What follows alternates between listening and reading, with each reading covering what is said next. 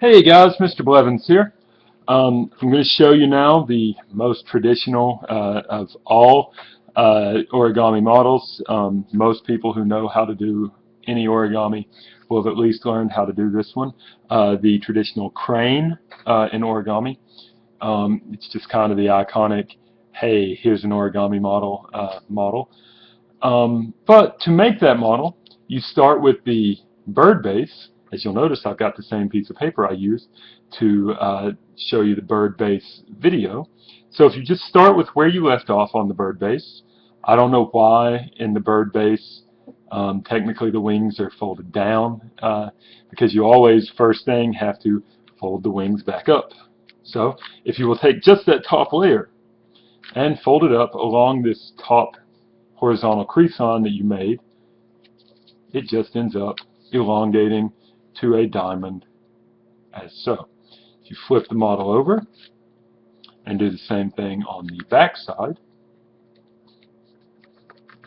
you will get this nice elongated diamond. As I showed you in the bird base video, just came from folding up those flaps from the nice square we made.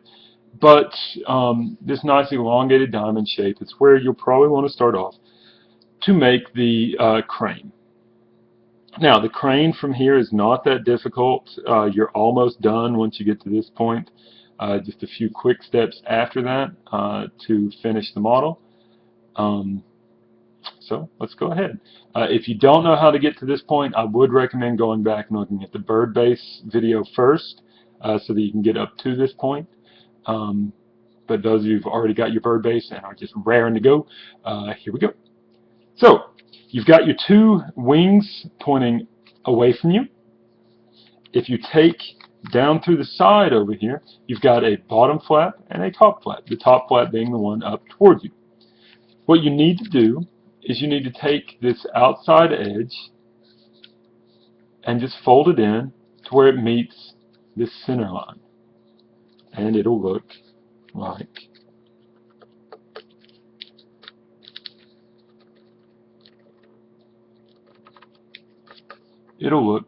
that. So we folded this little flap down so that it came into the center line. Now, if you take the one on the other side and do the exact same thing so that it comes in to meet the one you just folded down,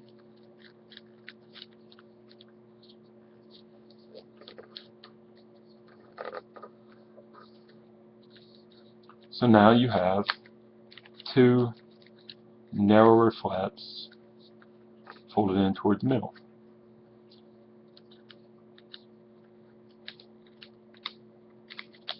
So you've got kind of a narrower diamond on the top that has a shorter but wider top end up toward the wing.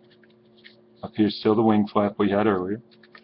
And if you take the model and flip it over, your wing is still the flap up here facing away from you. And you take this outside edge, just like you did on the other side, and fold it in toward the center.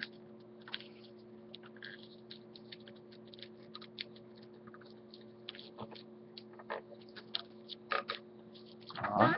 So you can see that that really elongates the model. It makes it way narrower down here, and it makes it appear wider up here at the end that has the wing. If you do the same thing over here, fold this outside edge in to meet the one you just folded.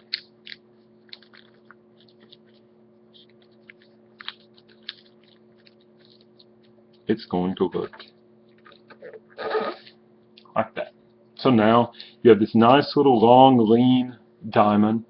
It's got two little peaks down here on the narrow end that aren't really attached to each other.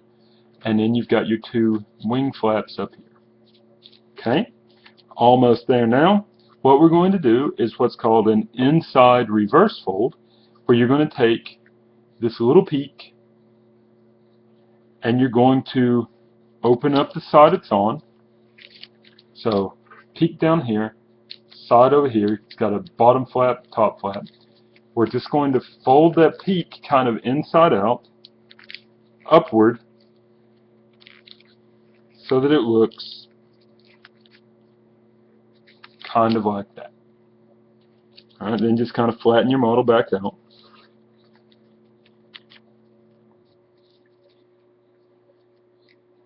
Close everything back up over there so that now you have that. And this little guy should cause you to have multiple layers over here.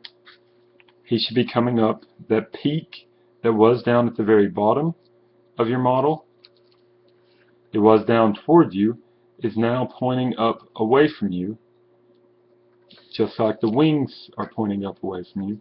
Now this little peak is pointing up and away from you. Alright? If you do the same thing to the other peak, so kind of open it along that flap so that you have a top side and a bottom side, and turn that little bottom peak inside out so that it comes up to point away from you, just like the wings and the other tip. So that now you should have this little shape